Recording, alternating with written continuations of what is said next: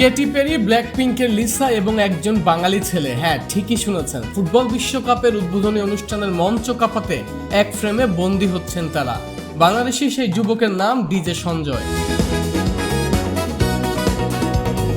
Loss অ্যাঞ্জেলসের বিখ্যাত সোফাই স্টেডিয়ামে কোটি কোটি দর্শকের সামনে পারফর্ম করবেন বাংলাদেশি আমেরিকান এই ডিজে।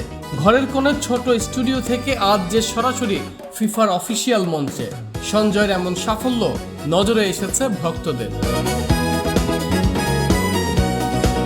বিশ্বকাপ খেলতে না পারলেও সঞ্জয়ের কল্যাণে থাকছে বাংলাদেশের নাম। খবরটি নিশ্চিত করে আবেগ আপ্লুত হয়ে সঞ্জয় বলেন, এটা শুধু তার একার অর্জন নয়, এটা সেই সব প্রবাসী তরুণদের গল্প যারা দুই সংস্কৃতির মাঝে বড় হয়েও আকাশ ছোঁয়ার স্বপ্ন দেখে।